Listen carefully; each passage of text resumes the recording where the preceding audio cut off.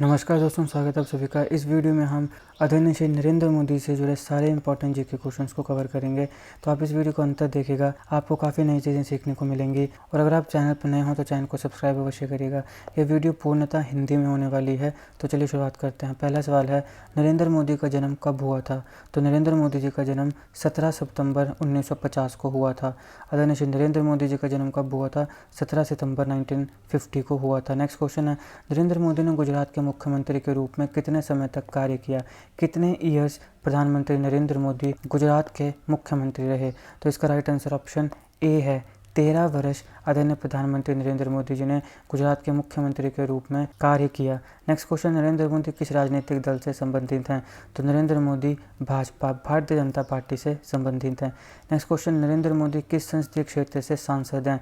अब सांसद बने हैं वो मेंबर ऑफ पार्लियामेंट एमपी। तो सवाल है कि निम्नलिखित में से कौन से संसदीय क्षेत्र से वो सांसद हैं? तो वो कहाँ से सांसद हैं? वो ऑप्शन बी, वाराणसी से सांसद हैं, जो कि उत्तर प्रदेश में पड़ता है। इस देश को सबसे ज़्यादा प्रधानमंत्री उत्तर प्रदेश ने ही दिए हैं। तो वाराणसी संसदीय क्षेत्र है नरेंद्र मोदी जी का।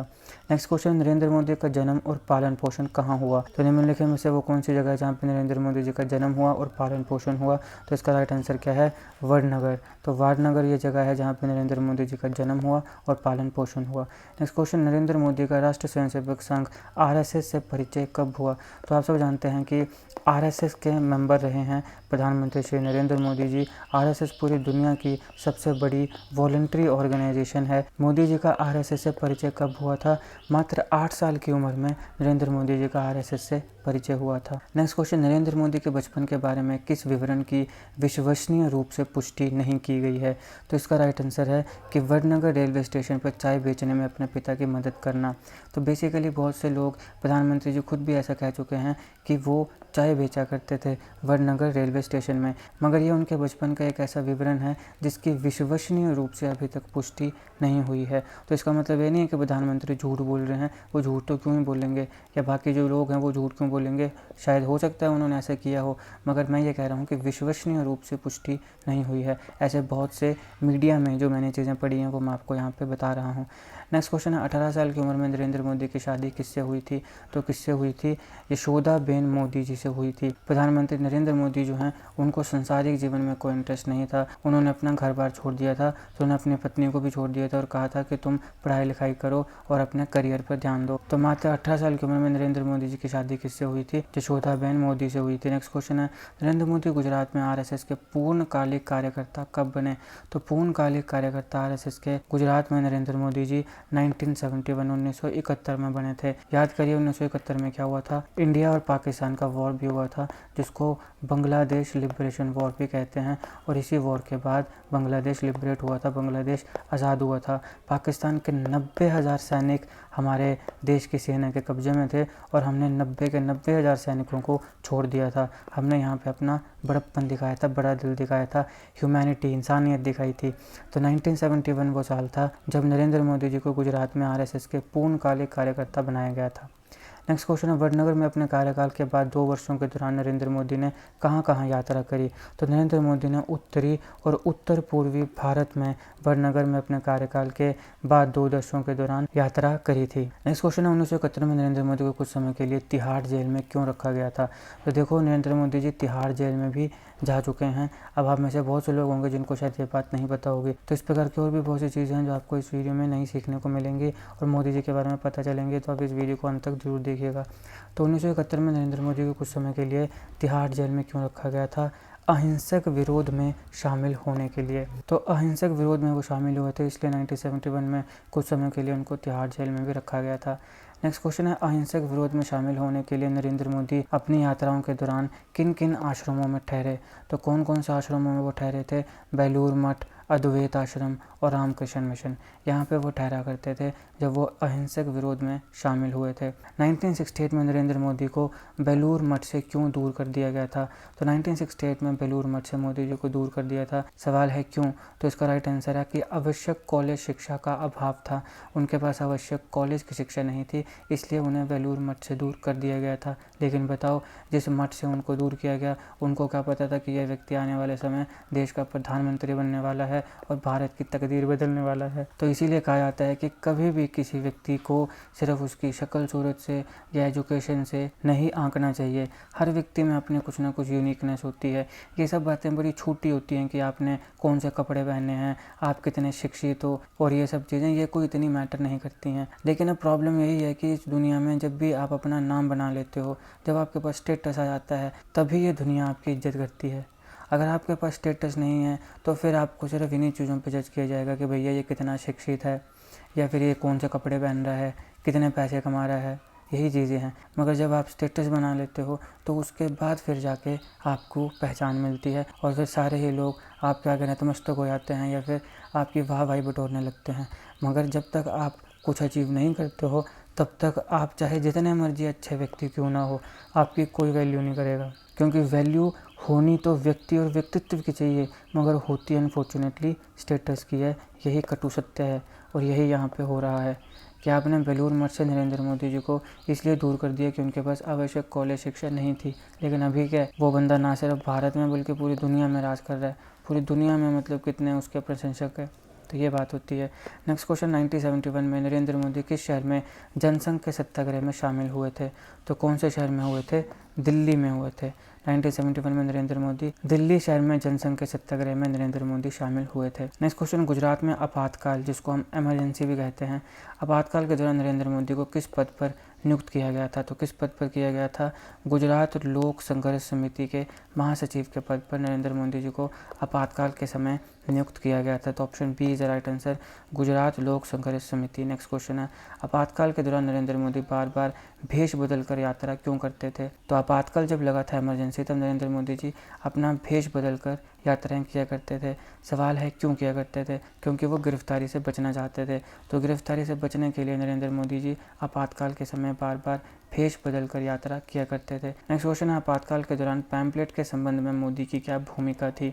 तो सरकार के विरोध में ये पर्चे छाप रहे थे और फिर उनका वितरण किया जाता था और जनता को जागरूक करने का प्रयास किया जाता था कि देखो यहाँ पे आपातकाल लगाया गया है, ये कैसे हमारी जो संवैधानिक जो अधिकार हैं उनका हनन कर रहा है। नेक्स्ट क्वेश्चन, आपातकाल के दौरान नरेंद्र मोदी द्वारा लिखी गई गुजराती भाषा की पुस्तक का शीर्षक क्या था?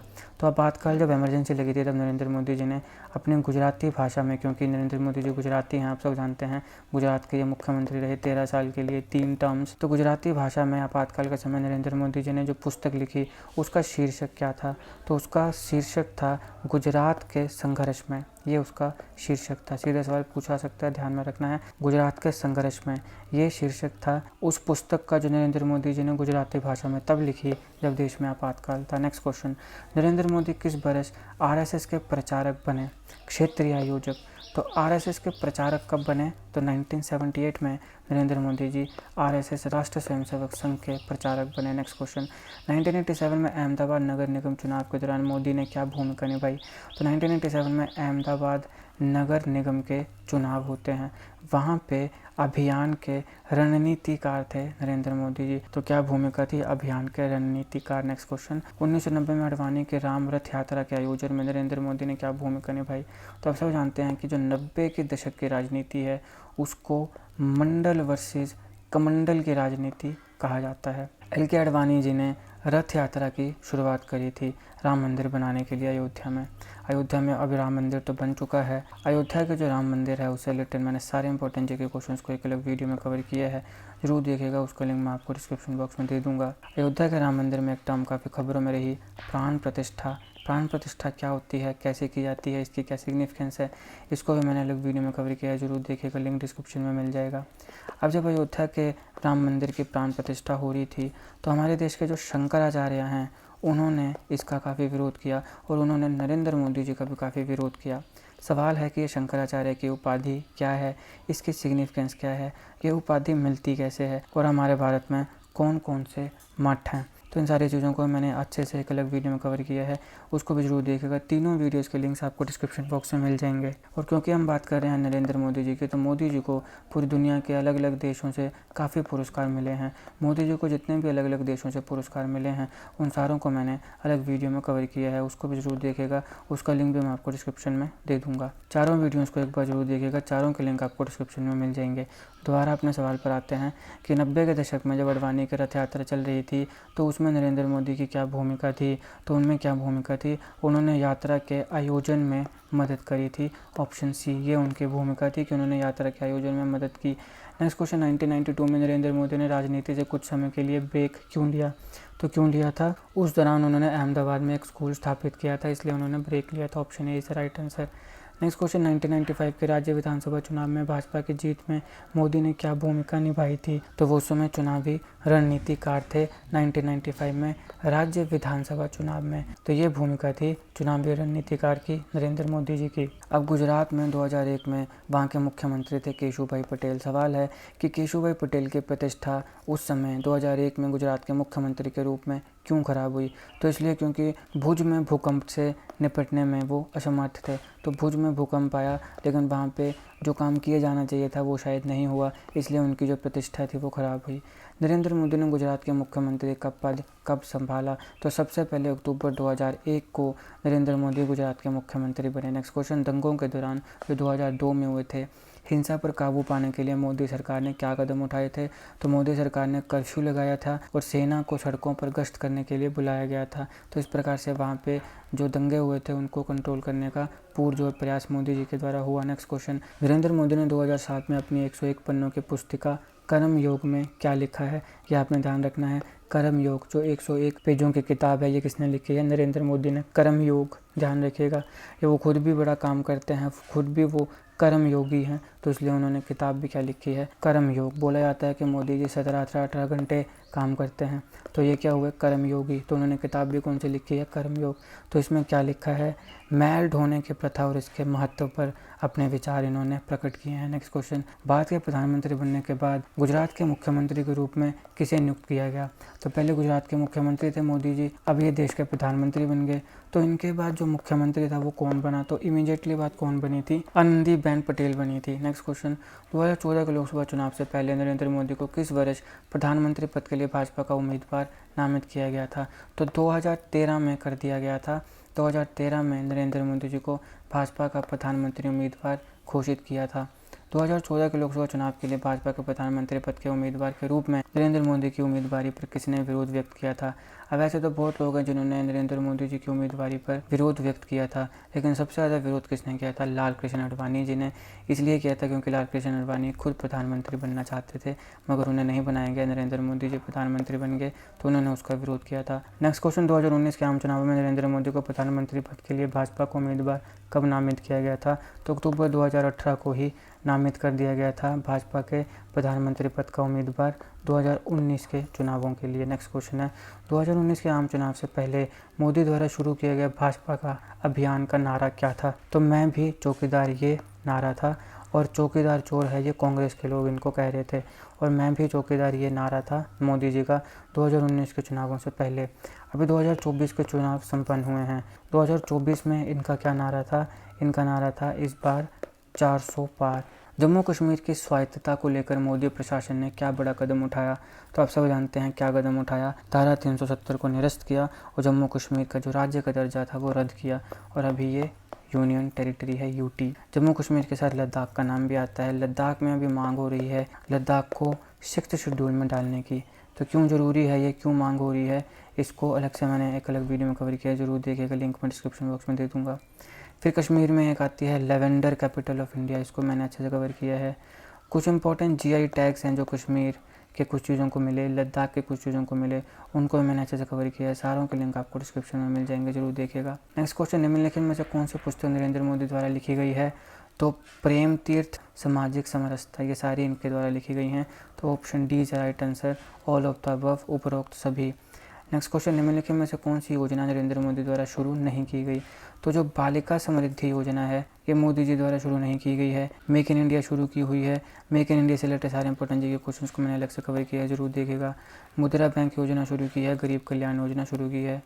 किंग शुक नाग, इनके द्वारा लिखित नरेंद्र मोदी को समर्पित पुस्तक का नाम क्या है, तो नमो स्टोरी एक राजनीतिक जीवन, ये एक किताब है जो किसने लिखी है, किंग शुक नाग ने लिखी है, नमो स्टोरी एक राजनीतिक जीवन। नेक्स्ट क्वेश्चन, फोर्ब्स वर्ल्ड के सबसे शक्तिशाली मोस्ट पावरफुल लोगों की सूची में 2018 में नरेंद्र मोदी का क्या स्थान था, तो ध्यान रखिएगा नरेंद्र मोदी का 9वां स्थान था।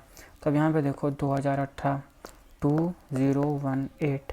अब इस जीरो को इग्नोर कर दो, ये जो 2 है इसको इसके नीचे ले आओ, 18/2 डिवाइड करो, क्या आता है 9। 9 इज़ द राइट आंसर। तो ये मतलब मैं आपको याद कराने के लिए बता रहा हूँ, क्या है 2018। 18 के नीचे इस 2 को ले आओ, डिवाइड करो, क्या है 9। 9th रैंक था मोदी जी का फोर्ब्स की वर्ल्ड में सबसे शक्तिशाली लोगों की सूची में 2018 में। कौन सा रैंक था? 9th rank. नेक्स्ट क्वेश्चन, विश्व में किस स्थान पर एक संग्रहालय में नरेंद्र मोदी की मोम की प्रतिमा का अनावरण किया गया है? तो ये लंदन में किया गया है, option B is right answer. London में मोदी जी की मोम की प्रतिमा का अनावरण किया गया है। तो ये थे मोदी से रिलेटेड सारे इंपॉर्टेंट जी के क्वेश्चन जो आपके एग्जामिनेशन के लिए ज़रूरी हैं। अब मोदी जी को पूरी दुनिया से काफ़ी अलग अलग देशों से पुरस्कार मिले हैं, उनको मैंने अलग वीडियो में कवर किया है, उसको जरूर देखेगा। और बाकी जो भी वीडियोस मैंने बताई हैं उन सबके लिंक्स आपको डिस्क्रिप्शन में मिल जाएंगे। अगर आपको वीडियो अच्छी लगी तो लाइक करेगा, शेयर करेगा। Politics, economy, GK, geography, science और मैथमेटिक्स क्लोज होगी तो आप इसको देखने के लिए हमारी प्लेलिस्ट को जरूर चेक करिएगा। आप किसी भी एग्जाम की तैयारी कर रहे हो, हमारी प्लेलिस्ट और करंट अफेयर की बाकी वीडियोस को देख के आपको काफ़ी हेल्प मिलने वाली है। इसे समय निकाल के हमारे चैनल को जरूर चेक करिएगा। जीके, करंट अफेयर और जीके टिक्स की ऐसी वीडियोस के लिए हमारे चैनल को सब्सक्राइब करिएगा, बेल आइकन को जरूर दबा दीजिएगा ताकि किसी भी वीडियो की नोटिफिकेशन आपसे मिस ना हो। आपका बहुत बहुत धन्यवाद।